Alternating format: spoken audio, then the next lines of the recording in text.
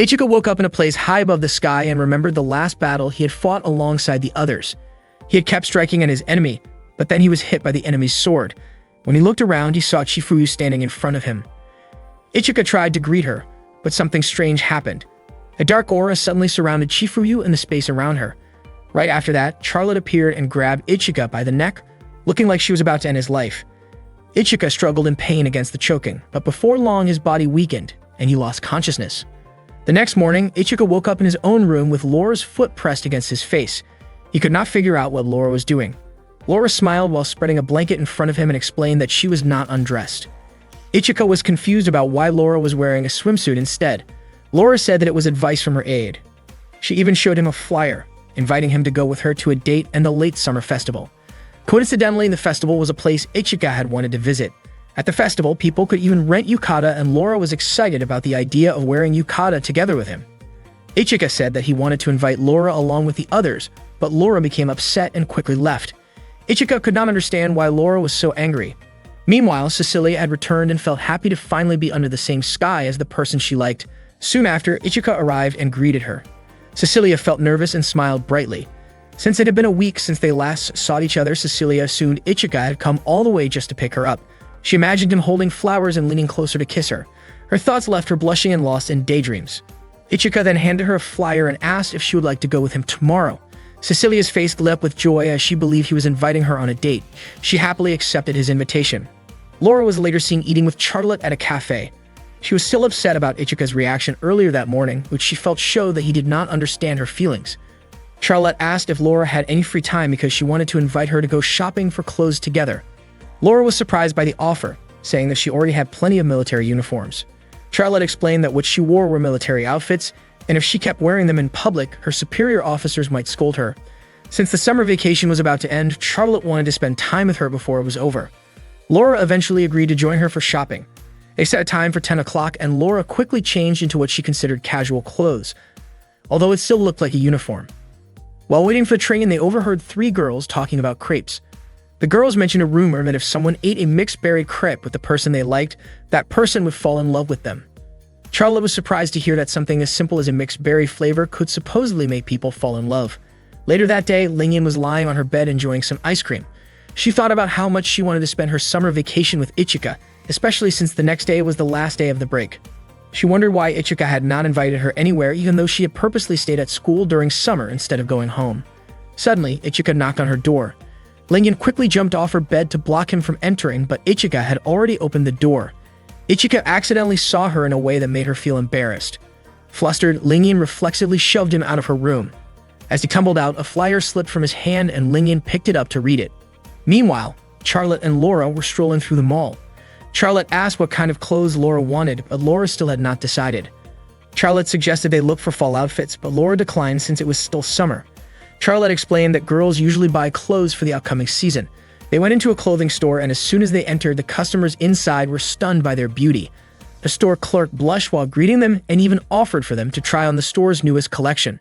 Charlotte thought the clothes were a bit too thin and asked Laura what she thought. Laura said they were not bad, so Charlotte encouraged her to try them on. With a faint blush on her face, Laura stepped into the fitting room to change. Inside the changing room, Laura took off her clothes and looked at herself in the mirror, wondering if men could really find her body attractive. After a moment, she put her uniform back on. She thought about whether Ichika would compliment her if she wore something sweet and stylish. Charlotte walked up to her and pulled open the curtain, only to find that Laura was still wearing her uniform. Charlotte guessed that Laura might not like the outfit, but Laura explained that she wanted something cuter and a bit more open. Charlotte quickly picked out an outfit for her. When Laura tried it on, the customers in the store immediately complimented her. Charlotte asked Laura to put on a pair of shoes, but as soon as Laura stepped into them, her legs started to shake and she stumbled. Charlotte rushed to help her and a small crowd gathered around, some of them snapping pictures. Charlotte smiled confidently at them, while Laura looked embarrassed. Meanwhile, Hoki was practicing her sword techniques with determination, vowing to protect the people she cared about. After training, she headed for a warm shower. While drying off, she noticed how her body had been changing as she continued her training. Not long after, Ichika called out to her, saying he wanted to talk. Hoki quickly got dressed and opened the door. Ichika apologized when he realized she had just finished showering and handed her a flyer for an upcoming event, inviting her to go with him. Slightly surprised, Hoki accepted the invitation. Later that afternoon, Laura and Charlotte stopped by a cafe. The cafe manager kept glancing at them with interest. Charlotte teased Laura, saying she should have just worn her new outfit right away and guessed that Laura might be saving it to show Ichika. Laura immediately denied it. Suddenly, the cafe manager approached and offered them part-time jobs. Charlotte was surprised when the manager suggested she wear a butler outfit, but the manager explained that Charlotte suited the look perfectly, while Laura would wear a maid uniform. Not long after, a group of armed robbers burst into the cafe, sending customers into a panic. Police arrived outside, but the robbers tried to threaten them by firing warning shots. One of the robbers demanded a drink from Laura, but instead of panicking, she brought out a bucket of ice and used it to distract them before quickly disarming several of them with swift movements. Another robber fired a shot at her, but Laura dodged easily. Charlotte joined in and kicked one of the armed men, while Laura handled the rest with impressive skill. Just when it seemed to be over, one of the robbers grabbed a dropped gun and aimed it at them. Laura reacted immediately, kicking the weapon out of his hand and securing it. The cafe guests thanked them repeatedly, but Laura and Charlotte knew they had to leave quickly to avoid revealing their identities as international representatives. Before they could leave, one of the robbers stood up again, revealing a bomb strapped to his body. Acting fast, Laura and Charlotte aimed at the device's trigger mechanism, successfully disabling it and forcing the robber to surrender without harming anyone. Afterward, the two went to buy mixed berry crepes, but unfortunately that flavor was sold out. Instead, they ordered strawberry and blueberry crepes and enjoyed them by the lake. Charlotte mentioned that someday she hoped to share a mixed berry crepe with Ichika. Suddenly, Laura leaned closer to Charlotte's face, making Charlotte's heart race. Laura simply pointed out a bit of cream on Charlotte's cheek and licked it off before Charlotte could react. Charlotte blushed and gently scolded Laura, saying she could have just mentioned it. Laura smiled, asking Charlotte not to be upset, and even offered her a bite of her own crepe. Laura explained that the shop didn't actually make a special mixed berry flavor.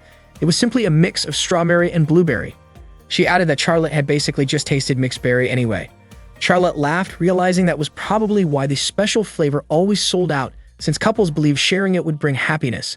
That evening in the dorms, Charlotte and Laura put on matching cat pajamas. Charlotte hugged Laura, saying she looked absolutely adorable, and asked her to try making a cat sound.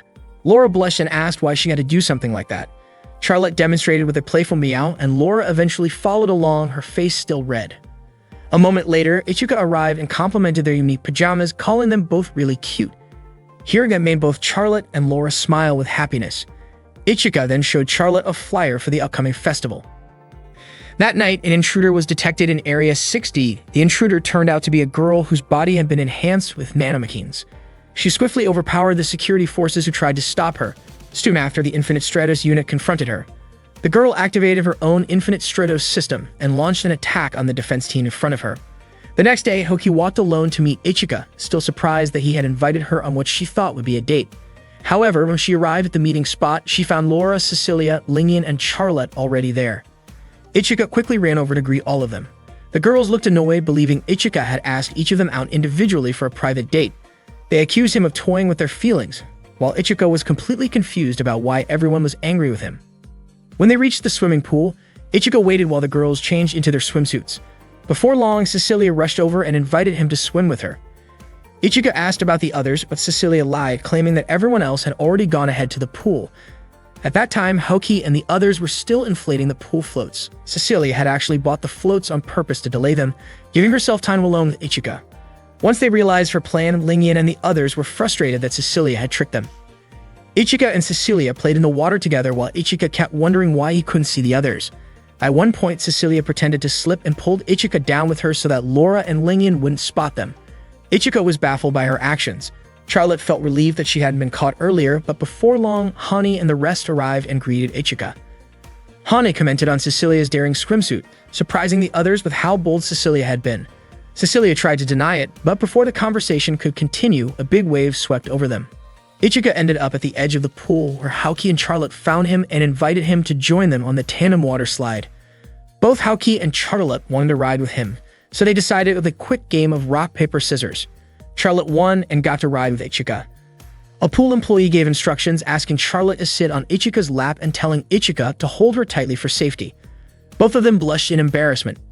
Ichika gently wrapped his arms around Charlotte's waist and apologized if it made her uncomfortable. Haoki watched with clear irritation. The staff member adjusted Ichika's hold on Charlotte before sending them down the slide. During the ride, Ichika instinctively held Charlotte tighter, accidentally brushing against her chest. After landing, Ichika immediately apologized, insisting it was an accident. Charlotte, though flustered, called him clumsy, her face bright red with embarrassment. Next, it was Haoki's turn to ride with Ichika. This time, Ichika suggested Haoki sit behind him because the water pressure was strong and it would be safer. Haoki quickly wrapped her arms around him from behind, but Ichika grew nervous when he felt her chest pressing lightly against his back. Haoki's face turned bright red and she instinctively tightened her hold. After they reached the bottom, Haoki stayed quiet until Ichika asked if something was wrong. She finally commented that she hadn't expected his back to feel so broad. Meanwhile, Maya and Shifuyu were also at the pool. Maya asked why Shifuyu wasn't spending time with Ichika. Shifuyu calmly explained that joining him would ruin her precious vacation. Shortly after, Shifuyu received an urgent phone call that seemed to require her immediate attention. Later that evening at the summer festival plaza, Ichika was captivated by the sight of the girls wearing colorful yukata. Together, they tried the traditional goldfish scooping game. Ichika attempted to catch one, but his paper scoop tore, letting the fish slip back into the water. Afterward, they strolled through the festival, buying snacks like takoyaki, cotton candy, and shaved ice.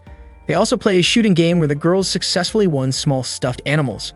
Haoki and Ichika decided not to try since neither of them was good at shooting. Laura severed sights on a giant plush toy but failed to win it. Determined to help the others line up to assist her, even Haoki joined in. They fired together in unison, and finally a huge prize was won. That night, while Maya and Shifuyu quietly gathered information about Infinite Stratos, Silent Zephyrus, Ichika and his friends enjoyed their last evening of summer by lighting sparklers and watching the fireworks together.